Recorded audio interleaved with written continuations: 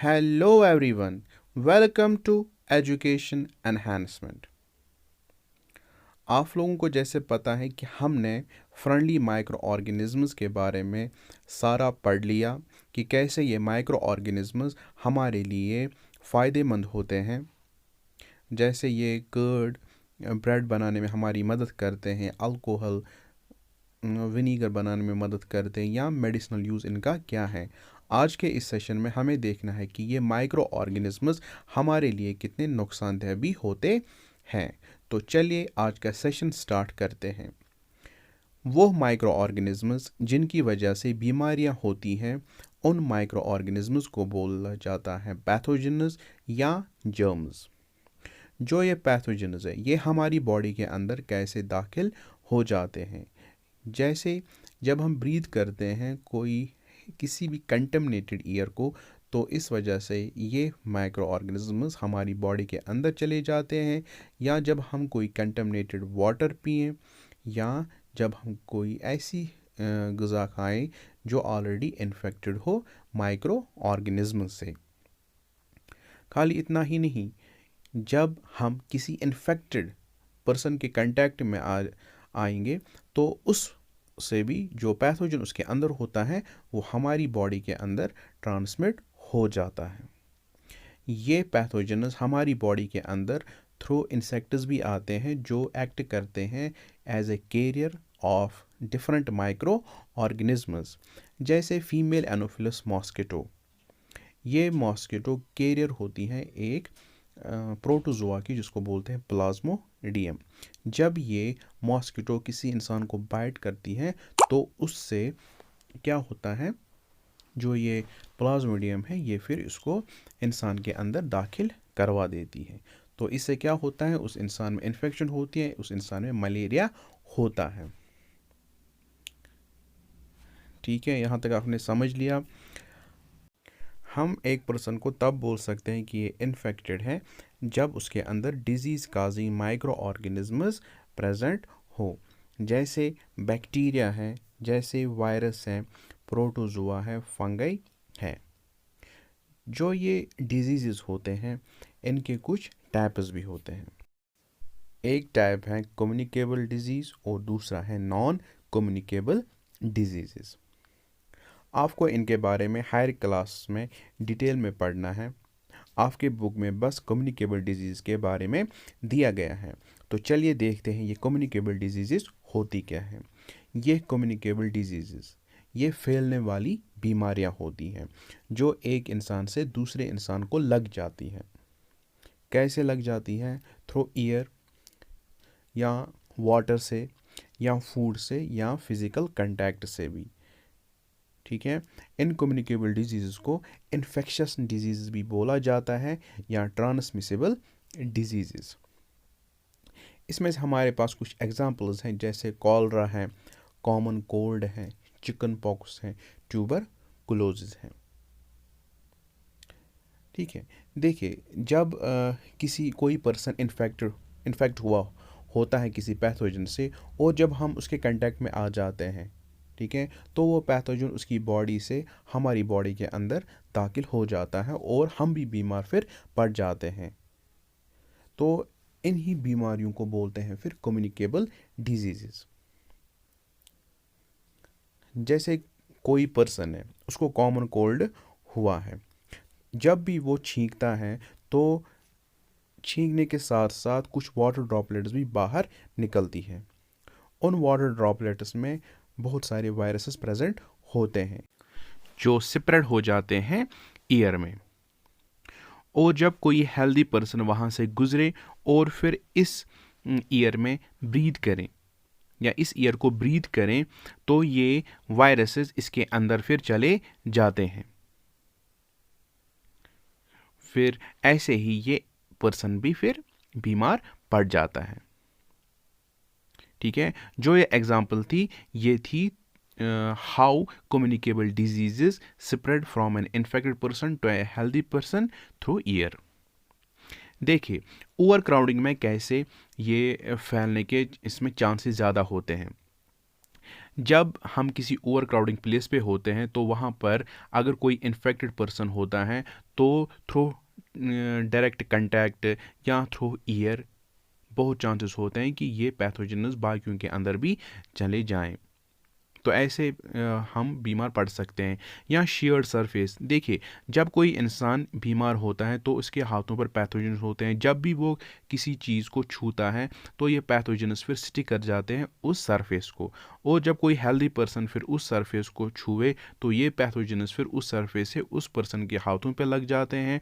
और अगर वो पर्सन फिर कोई खाना खाए विदाउट वॉशिंग हिज हैंड्स तो फिर ये पैथोजन उसके अंदर चले जाते हैं, तो ऐसे ये बीमार पड़ सकते हैं।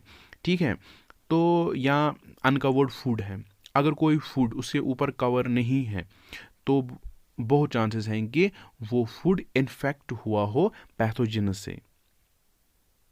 ठीक है, तो हमें चाहिए कि हम हर वक्त अपना ख्याल रखें, जो हमारे इर्द गिर्द सरफेस होते हैं उनको क्लीन रखें।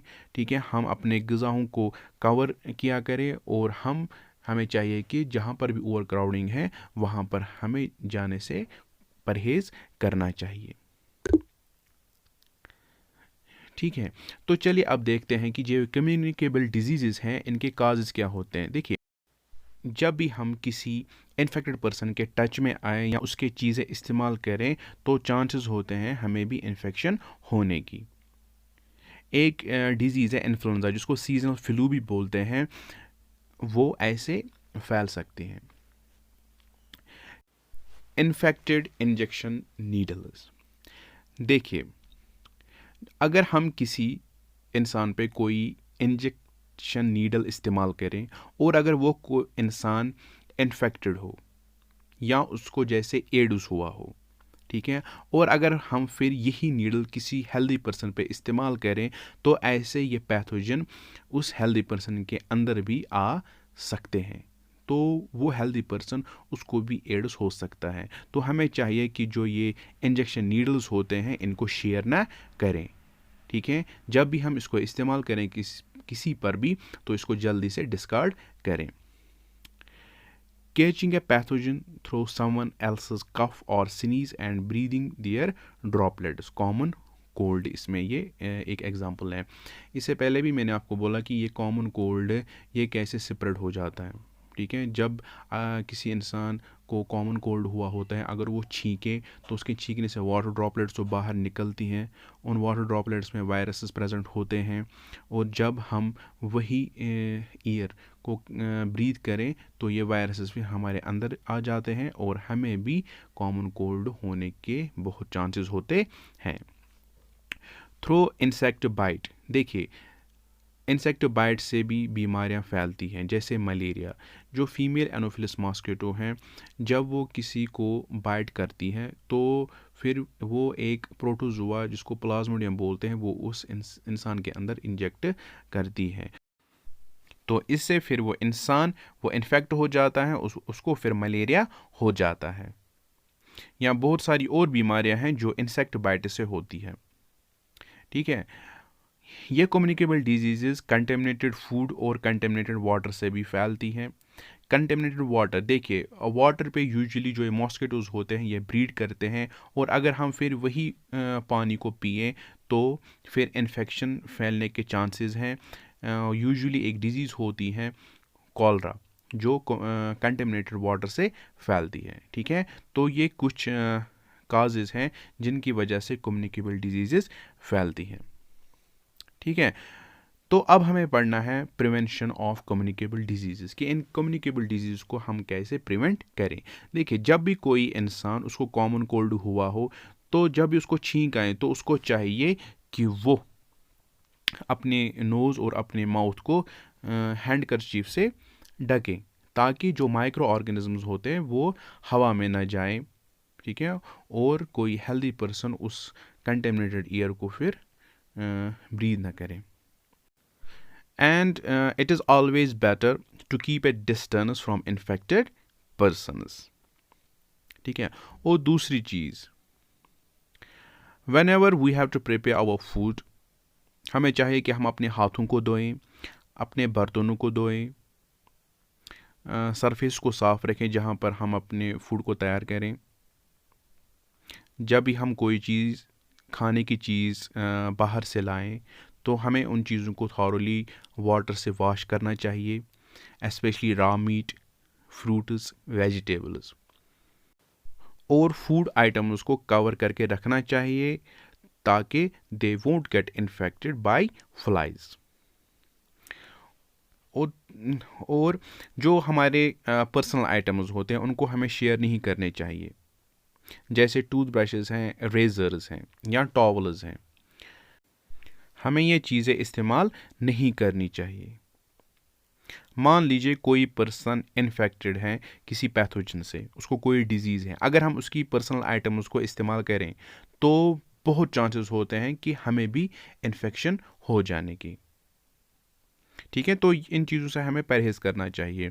और हमें अपने हाथों को हर वक्त साफ़ रखना चाहिए, इनको धोना चाहिए। जब भी हम कोई खाना खाएं तो पहले चाहिए कि हम अपने हाथों को धोएं, क्योंकि हम अपने डेली लाइफ में आए दिन बहुत सारी चीज़ों को टच करते हैं। ठीक है, तो we should wash and dry our hands regularly and that too well. चलिए, थैंक यू।